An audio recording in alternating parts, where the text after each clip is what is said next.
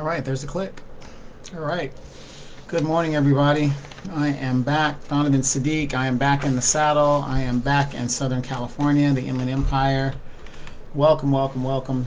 Donovan Sadiq, internationally known as the Recovering Democrat. I am back. A lot of stuff on my mind while I was gone. Been kind of watching some stuff. I got a good question that came to me about certain thing. If you guys saw my post, I put up a post that says feminism is my enemy, and somebody wanted to know why would I put a statement like that up. The reason why is logical, and the logic is this: as a man around the world, there is no matriarchy that controls the moral fabric of a country or anything like that. Everything around the world, as set up by God, is patriarchal. Okay? And when you live in a patriarchal society, men benefit from a patriarchal society.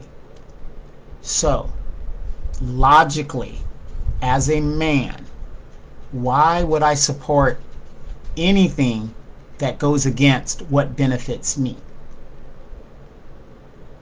Logic. Now you've got some simp men out there, which which is really a big problem in this struggle between men and women.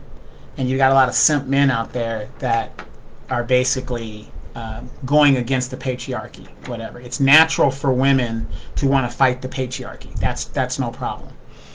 And just because I'm a man that states feminism is my enemy, because it is. Feminism is trying to destroy the patriarchy, which by definition would make them my enemy. Okay? It's not my job to support women liberation. That's not my job. Somebody said, what if I had a daughter? I don't have a daughter, so I don't know how else I would answer it. But even if I did have a daughter, my daughter would not be raised to be a feminist. So my daughter would be raised to be a wife. So that's my answer to that. But I'm back. Nothing's really changed. I'm still up to date on stuff. You guys have been paying attention to politics. The Democrats are threatening to shut the government down if their demands are not met. And in those demands, it is a requirement in those demands that illegal immigration gets so many billions of dollars to support the illegals that are already here. That's a dead deal upon arrival. They actually believe this man is going to reverse a lot of the stuff that he's already taken away. Political theater. You guys are watching political theater in its real time. They keep telling us that Donald Trump is such a threat. He is such this, and he's a dictator and this. But I don't see the Democrats doing anything about it, but talking. There's no legislation. There's nothing. So,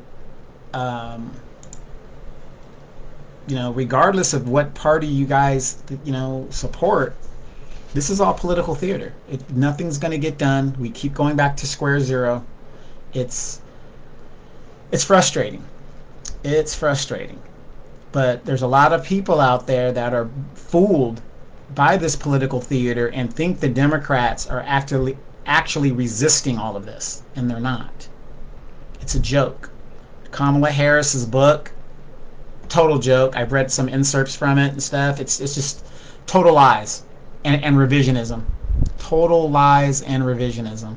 It's, you really got to dig deeper in all of this stuff, and when I was flying back home, had plenty of time to reflect on what is going on in the world, at how the distractions, the feminists and this and the Republican Democrat, this, that, it's disheartening. And the people that could affect change refuse to do so because they've got the money and they can live behind their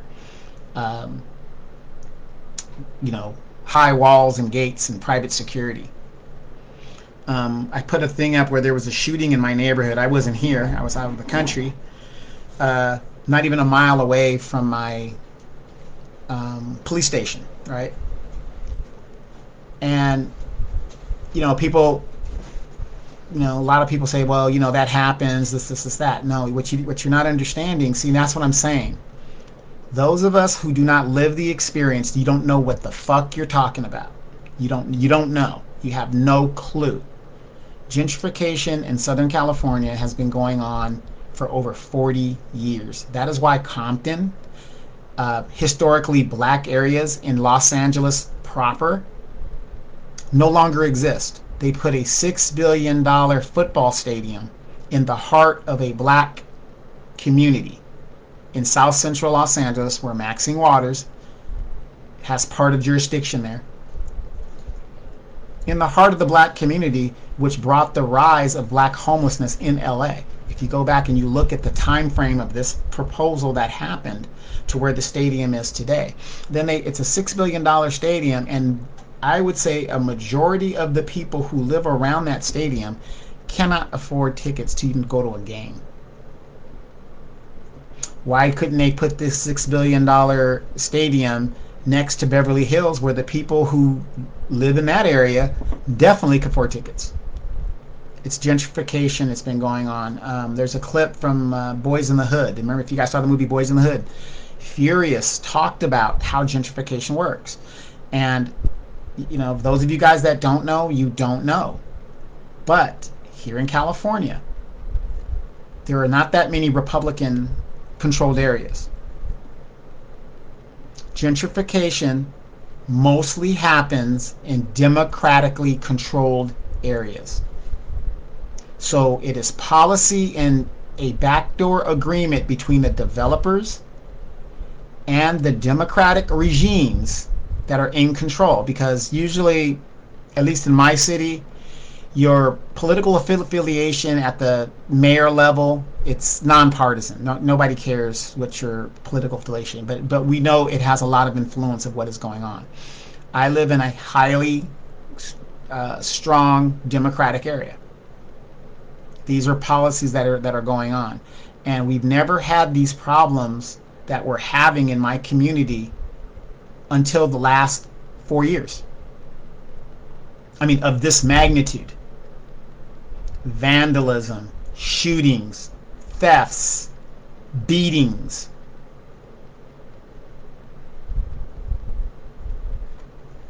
It's easy to sit behind your secured fence with your private security and tell everybody else there's no problems.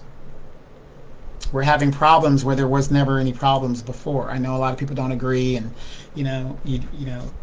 whatever. I also had a chance to reflect that, and I come to the conclusion that people don't want to hear the truth. They just don't want to hear it. No matter how much you put it out there, they don't want to hear the truth. They try to basically justify everything. This is why I said the Epstein files don't matter.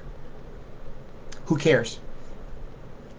Where do we put a moral ceiling on what we consider, right and wrong? Who cares about the Epstein files? One of my friends said, well, it's about children. Well, I know that. It's about children. But so what? So what? A lot of you guys are telling me, and sidebar to those guys I've talked to, a lot of people are telling me basically I could be in an institution of marriage, have a child outside of the marriage, and it's okay. A lot of you guys wouldn't even want to answer that question. The defining question of what is going on, is it right or is it wrong? I was talking to a person, and they were saying, damn, Donovan, you're like, my way or no way. No. I'm not that. I don't operate in gray. That's the difference between me and a lot of people. Okay? Everything to me was yes or no. My parent, my mother, she raised me, yes or no. There was no gray area. Very, very rare I would operate in the gray area. Oh, my father died, this is that. So should I go use that excuse to go use drugs? I could, but I don't do that. Oh, the mother wasn't this or that, so now I'm going to go over here and be a whore myself. That's the gray area. People use excuses for their behaviors. And people can choose to live their lives the way they want to live them, but I don't live my life that way. People say, oh, you're just too judgmental. Everybody's judgmental. See, this is what I'm saying. I'm trying to get you guys that don't use your logic to use your logic first. Everybody's judgmental. When you wake up in the morning, do you not judge what clothes you're going to put on for the day? Do you not judge how you're going to get to work? Are you going to take the bus, train? You're going to drive yourself? When you go to lunch while you're at work and you go out to eat, do you not judge what restaurant you're going? Judging is a part of being a human being. You do it every day. You do it in everything that you do.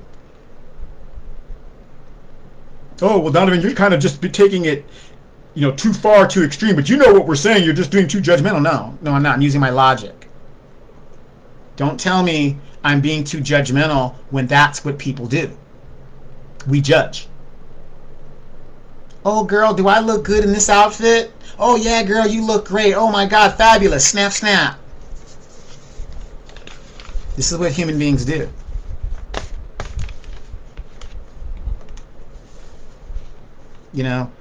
I've come to the conclusion a lot of people can't stand the truth. They just can't, whatever that truth may be. Because, number one, they don't use their logic. They let their emotions carry them to a conclusion, which is very dangerous.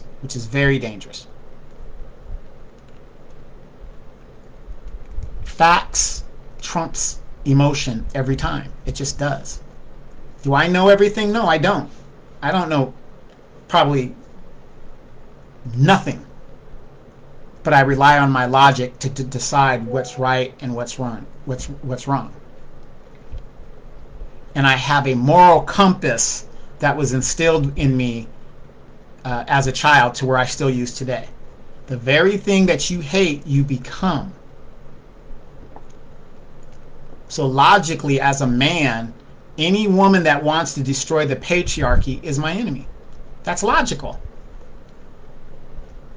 But you don't see me out here trying to stop feminists from protesting. You don't see me out here stopping anybody from enjoying the rights that they are entitled to. I don't do that.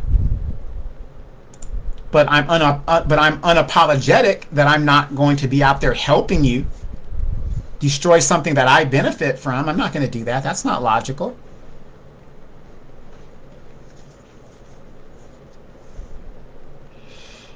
So, a lot of the stuff that's going on, and it's very dangerous.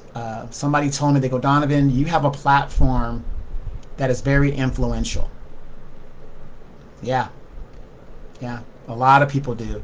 Cardi B, Beyonce, all of these people have platforms, and you influence people, right?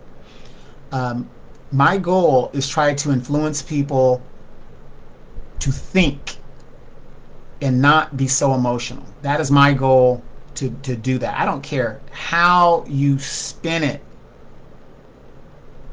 I don't care. Right is right, wrong is wrong. We can talk about the gray area later, but you got to have a beginning and an end. You guys keep talking about infinity, which is not logical. Nothing goes on forever. You got to have a start and you got to have a finish. You get married till death do you part, which is the finish, right? When you get married, there's a moral responsibility to where you're saying you're going to be exclusive to one person. And we all know this stuff, those of us that do it. Do things happen within that marriage? Absolutely. But that does not stop the fact of what you shouldn't do within that marriage. I always said this, and I said this about the judicial system, what I don't like about the judicial system when it comes to family affairs. I never thought a side girl, side chick, should get the same benefits or respect as the married woman. There's got to be some kind of differentiation, because if you don't have a differentiation, why promote marriage? Why should marriage be so popular? Whenever I talk to young ladies about marriage and about relationships, in my opinion, these young ladies always ask me the same circular question, which I think is very, very strange. These women always seem to be able to tell a man how to be a father. Yeah, I'm glad these ladies have an idea or an opinion of it, but again, a woman could never, ever tell a man how to be a man. Like a man could never tell a woman how to be a woman. So this one young girl asked me, she in her relationship, they were having some issues. And she said, Donovan, well, she calls me, Mr. Sadiq, because I'm a lot older than her. She said, he doesn't show up when he's supposed to. The court order says he's supposed to be here at this day and do this and do that and do this and do that. And I looked at her and I said, so what? I said, what do you want the court to do? You can't make a man be a father. You just can't. And I noticed with a lot of these women that have feminist traits, I'm not saying they're feminists, but they have feminist traits, it's a control issue. They want to control the father of their children to do what it is they want to do. So I told her this. The only thing the court can do when it comes to unwed parents and to that man is financially obligate him. If he decides not to show up when he's supposed to pick up the kids, oh well. Oh well. You could bring him back in the court and, but what can the court really do? Send him to jail? He's in contempt. Yeah, he's in contempt of court. But what can you do other than, okay, well, if he's not showing up, take away his visitation. If the father doesn't want to be there, he just can't be there. You can't make him be there. The only thing the courts can do is financially obligate him to his payments. That's it. That's it. And medical. Outside of that, the court can't really do anything. You have the child. So if you had 50-50, you take them back to court, they're going to give you 100%. Hold them in contempt, give you 100% of custody. You already had that. That basically nothing changes. As long as that man is paying his money, that's all the courts can do. Now, a married father, that's a little bit different. You see the difference? When you're married, there's a little bit more repercussion to it. Number one, he's probably more invested in his children, so he's going to do what he needs to do. But when you're having children out here with random men, there's not much the court can do but financially obligate that man to financially support the child. You can't make a man be a father if he doesn't want to. You young ladies need to understand that. And the sad thing is, the older women are not educating the younger women, because it just doesn't make sense to me. And I've also realized I could say something and another woman could say the exact same thing. And because I'm a man, women won't listen to me. But a woman can say the same exact thing and they're like, oh yeah. That's how bad the divide has gotten. I've noticed that. And when I see threads or certain things going on, the man is saying the exact same thing. But he's a man, so we can't listen to him, girl. Now we ain't gonna do all this. It's just insanity. It's insanity. Another person was asking me. Another female friend of mine was, and I have a lot of female friends because I like being around women. Another female friend was asking me about, how brothers like myself are going overseas and, passport bros. I'm not a passport bro, but people that go overseas and they're not checking for black women. I said, well, statistically, black people marry black people. Statistically, Asians marry Asians, and so on and so forth. That's just how it is, okay? But she was saying, one day she wants to be married, right? She's got 2 children. We know the basic story. But she wants to get married, right? She's 30, in her 30s or whatever. She wants to get married one day. And I told her, nothing's impossible, but in your situation, it's going to be very difficult. And she asked me, said, Donovan, why? I said, let's see. You've got tattoos all over yourself. You already got 2 children by 2 different men. You qualify for public assistance, which I wish I could. The type of man you're looking for, you're delusional. That type of man isn't going to be checking for you. But I told her the biggest thing, if she's asking me, is her appearance. You got tattoos, you're weaved out, and it's going to be your appearance. I said, I've never met, I've never seen, even in a movie, a rich man who is walking around with a woman that has tattoos all here and all this other. I've never seen it. And she asked me, she goes, do you really think so? I said, yeah, I really think so. At your age, the man that you are shooting for predominantly is going to be older. And he goes to events, and he isn't going to go to an event with a woman that looks like that. That's just a fact. That's just a fact. I remember when I was younger, maybe it's just a generational thing, or we were just more grounded into reality. But we always knew there's going to be there's a certain stage you reach, then you have to do certain things. And I never would think, hey, I'm going to tattoo my face and do all of this stuff so when I'm in my 40s, people could take me seriously. There were certain things we didn't do because we thought of the future, what it's going to look like, how it's going to be, whatever.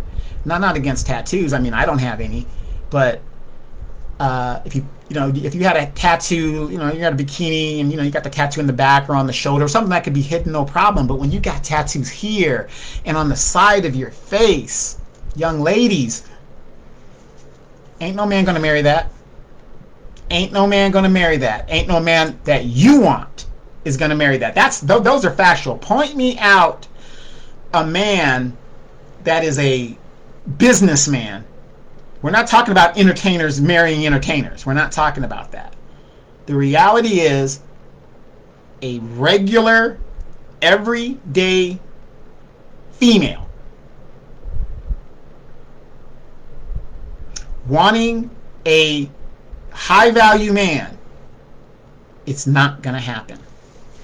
It's not going to happen. It's not.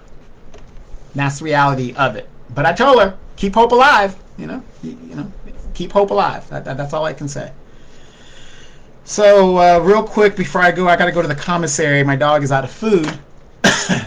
I might as well get these cats some food. And if you guys ever go on a trip, one thing about my cats, I have 4 of them. Or actually, I have 2. And I got 2. No, I got 3. Yeah, I've got 3. And Claude, the stray that I saved, he's still around. But I come home and they're rubbing all over me. You know, they're putting their scent back on me and stuff, and it's just I mean, I couldn't sleep. And they're rubbing in my face, and you're laying in the bed, and they're just all over you, and you're just like, oh Jesus, because one is trying to put the scent on top of the other, and it's just as long as they're not spraying, I'm good. But they're just rubbing against me and stuff. And then Benny, he's right here. I got to go to the ER because he jumped on me, and I think I don't know if my wrist is sprained or whatever, but it is like super, super, super painful right now. And I could still use it, but I'm just in pain using it. Using a lot of Tylenol. But I'm back. I mean, there's a lot of topics I want to talk about, but no, it's never going to be one party. I'm trying. The reason why, and I really hate to keep saying this to people.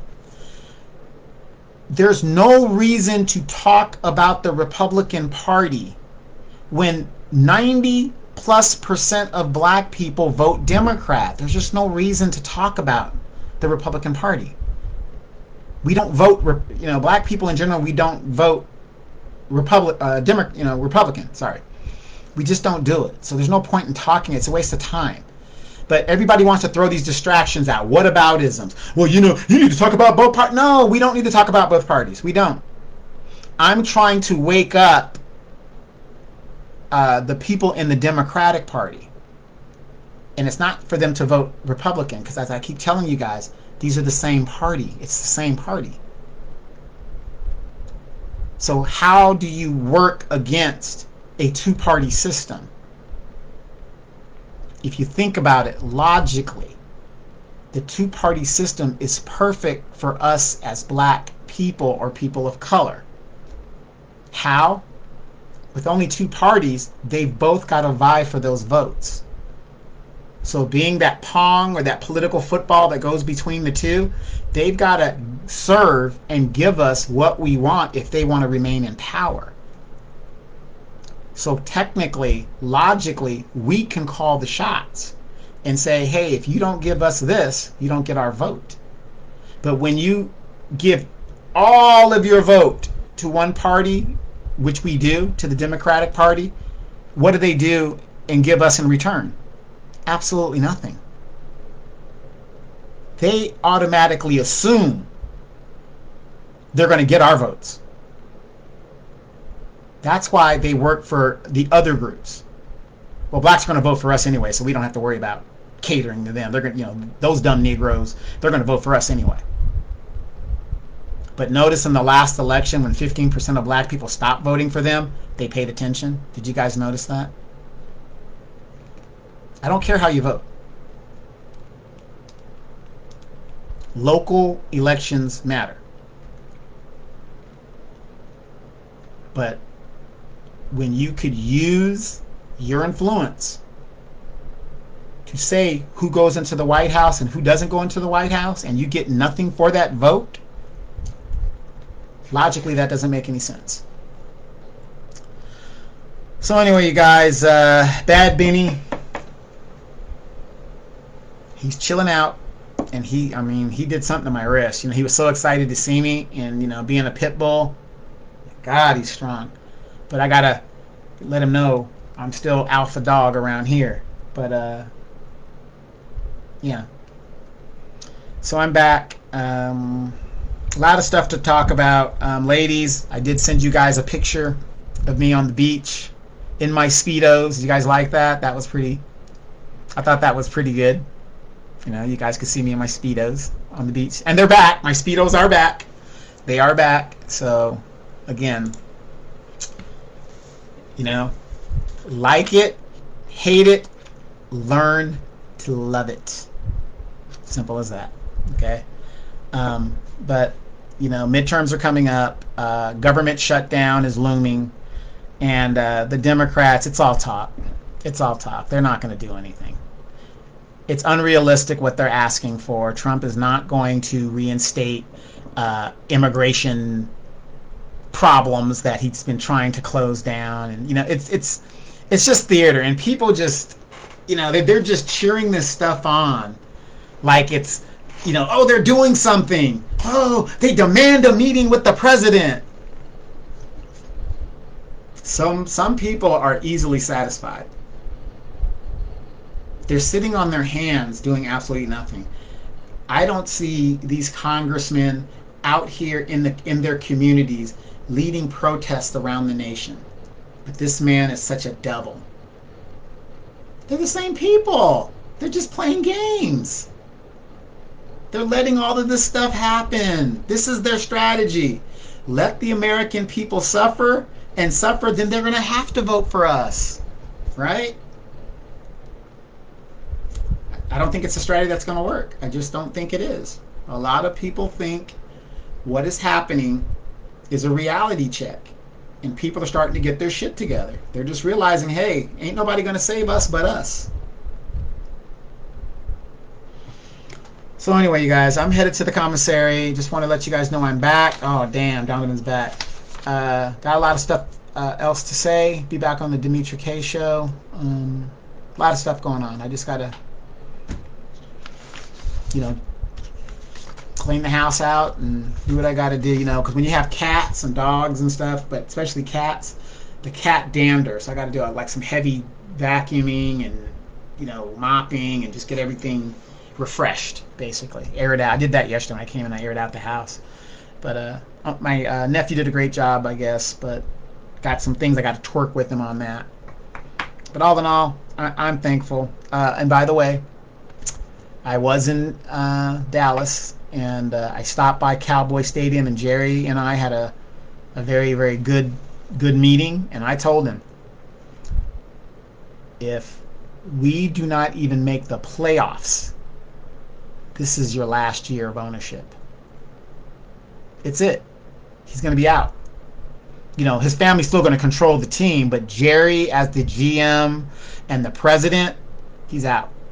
He will not be controlling next year. Simple as that. So yes, for those folks, expect to win this. I think it's a bye week this week for the Cowboys, but the next game, expect a win from the Cowboys. Expect a win. And I did tell Dak, practice squad is waiting on you. All right, you guys. I'm still a little lagged, but I'll be okay. I'll be okay. All right. Have a great day. You guys pay attention to what's going on out there. Please use your logic first. Your emotions, it is a propaganda tool that when you encircle emotions into a topic, a person is more likely to vote or go against their own basic logic because they've got emotions vested in it. It's kind of like you ladies. For some reason, you guys know men are liars and will say anything to get in your pants, and yet you guys still fall for it time after time after time. It's just the way we're designed. All right, you guys. For real. Gotta go.